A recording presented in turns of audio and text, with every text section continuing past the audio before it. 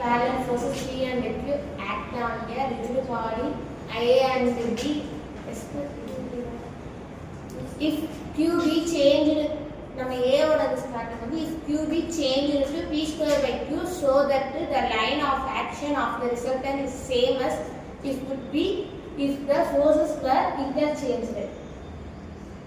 B வந்து if P and Q interchanged in position so that the point of application of the resultant will be displaced along AB through a distance D where D equal to P minus Q divided by P plus Q into AB. So the question bar. First, two like parallel forces act at a point A and B on a rigid body. So first, two parallel like forces like forces P and Q. This act a rigid body. Capital A and B respectively on rigid body.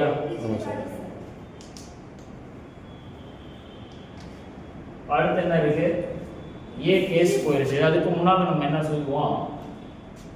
Diagram இது P இது Q. இது point A இது point B.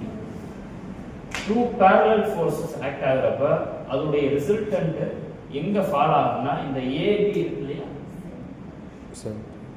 இந்த லைன்ல இருக்கக்கூடிய ஏதோ ஒரு இடத்துல சென்டர்ல எல்லாம் இல்ல, இங்க இருக்கக்கூடிய ஒரு இடத்துல, அது இங்க இருக்கலாம் சும்மா இங்க அந்த பாயிண்ட் C நெட்.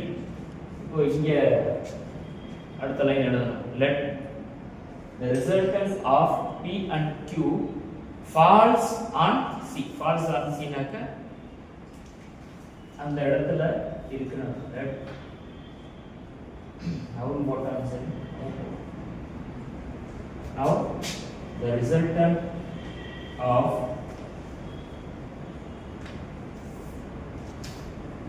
இந்த P and Q இதுமா இது என்ன இருக்கும்? P plus Q எல்லாம் கொண்டு வரதே சும்மா ஜஸ்ட் தெரிஞ்சுக்கணும். இந்த இடத்துல resultant of P and Q falls on C. இதுல Cங்கிற ஒரு பாயிண்ட் இந்த லைன்ல இருக்கு. ABங்கிற லைன்ல அந்த லைனை எடுத்து எழுதி முடிஞ்சு. A ன்னு ஒரு இருக்கு இல்லையா? என்ன A ரீட் பண்ணி பாருங்க. If Q changes to P square by Q, இந்த Q அப்படியே P square by Q change பண்றோம். அந்த A ல இருக்க லைன் இங்க எடுத்து இத முடிச்சிட்டு if QB changed to P square by Q ன்னு போட்டுட்டு இந்த டயகிராம் போடுங்க. இந்த டயகிராம் போட்டப்ப P பத்தி அவங்க சொல்லவே இல்லை, Q மட்டும் தான் சேஞ்ச் ஆயிருக்குன்னு சொல்லிட்டாங்க. அப்போ நான் திரும்ப இந்த இடத்துல அதே மாதிரி ஒரு ரிசல்டன்ட் ஃபாலோ ஆகுது. அந்த பாயிண்ட்டை D எடுத்துட்டு இங்கே எழுதணும் இல்லையா? அவங்க ரிசல்டன்ட் அதே மாதிரி இல்லாமல் சின்ன சின்ன சேஞ்சஸ் இருக்க மாதிரி எழுதிங்க. D be the point of resultant எதுவுமே resultant P and Q P square by Q P square by Q P square Q falls on AB. பெருசாக எழுதல, போன இது எழுதுனதுக்கே சின்ன சேஞ்ச் இருக்க மாதிரி எழுது. இப்போ ஃபர்ஸ்ட் ஒரு போட்டுருந்தோம் இல்லையா? ஒரு பாயிண்ட்டை மாறுது P into A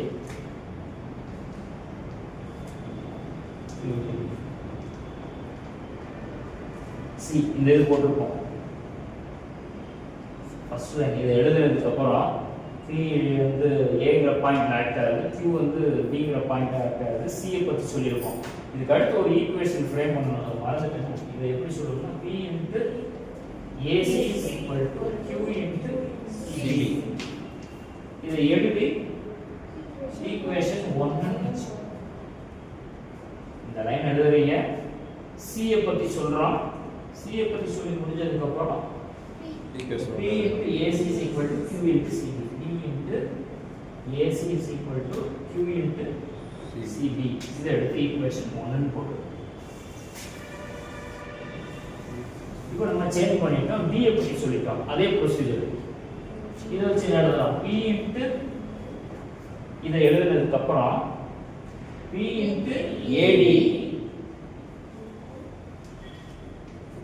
P square by Q into dB. dB இல்ல BD. இங்க PC கேன்சல் பண்ணலாமா? இதை நம்ம இப்படி எழுதலாம். அப்ப Q into AD is equal to P into dB. இது ஈக்குவேஷன் 2. இது ஈக்குவேஷன். இப்போ A கேஸ் முடிஞ்சா என்ன ப்ரூவ் பண்ணணும்? ஃபர்ஸ்ட் ஈக்குவேஷன் 1 என்னது? P into AC equals QCB. இது ஈக்குவேஷன் 1. இப்போ ஈக்குவேஷன் 1ஐயும் 2ஐயும் பாருங்களேன். PQ தான சேஞ்ச் ஆயிருக்கு. இந்த Cங்கிற பாயிண்ட் இந்த Dங்கிற பாயிண்ட் நம்ம எடுத்தது. அதாவது ரிசல்டன்ட் ஃபாலோ ஆகக்கூடிய பாயிண்ட்னு சொல்லி நம்மளா எடுத்துறோம். அதனால இதை கன்சிடர் பண்ணலாம். இங்க P இருக்கு, இங்க Q இருக்கு, இங்க Q இருக்கு, இங்க P இருக்கு. அதாவது PQ ரிசல்ட் இன்டர்சேஞ்ச் பண்ணா எனக்கு என்ன ரிசல்டன்ட் கிடைக்குமோ அதே தான் கிடைக்கும் அப்படின்னு சொல்லியிருக்காங்க. எப்ப இத Q-வை P ஸ்கொயர் பை Q மாத்தனா ஃபர்ஸ்ட் இயர் முடிஞ்சு. அடுத்து என்ன இருக்கு? B பாருங்க.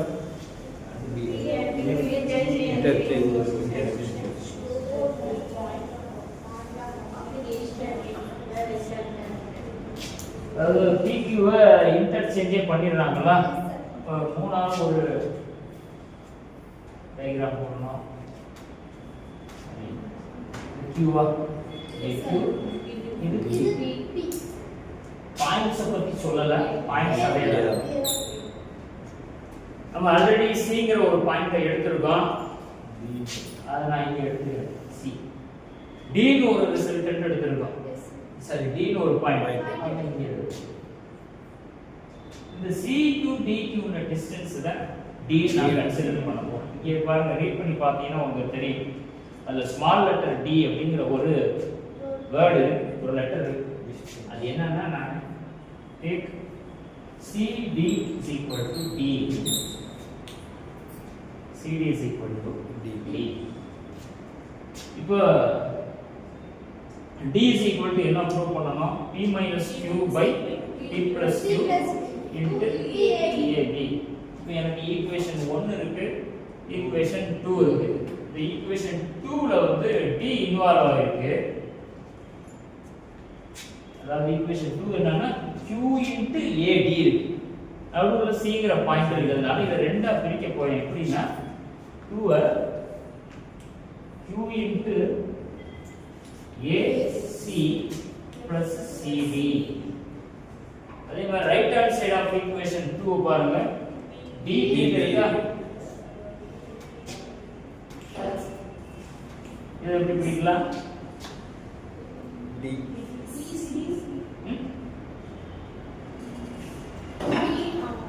C ஐ வச்சு C B minus CD. CB minus CD. First நம்ம என்ன பண்றோம்னா D ய C ல இருந்து பிரிச்சு எடுக்கிற மாதிரி கொண்டு வரோம். இப்போ முடிஞ்சு. அப்புறம் இதுக்கு அப்புறம் நம்ம CD ய வந்து D ன்னு எடுத்துட்டோம். அந்த இடத்துல ஃபர்ஸ்ட் மல்டிப்ளை பண்ணிக்கங்க. அப்பதான் கன்ஃபியூஸ் இல்லாம இருக்கும். மல்டிப்ளை பண்ணோம்னா Q into AC plus QCD ன்னு வரும்.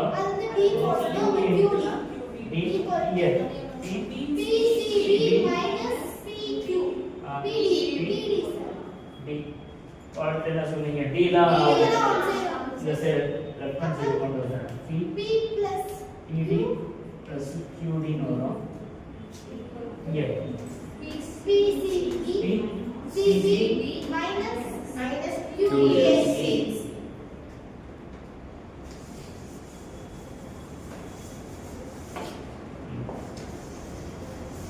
இப்போ left hand side DA common எடுக்கலாமா?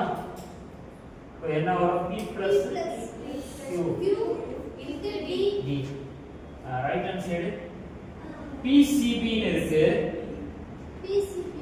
CB நமக்கு ப்ரூவ் பண்ண வேண்டியது வந்து AB இன்வால்வ் ஆயிருக்கு. அதனால நாம என்ன பண்ணணும்? ஃபுல்லா AB மைனஸ் AC போடலாம். AB ல இருந்து இந்த AC சப்ட்ராக்ட் பண்ணா CB கிடைக்கும்.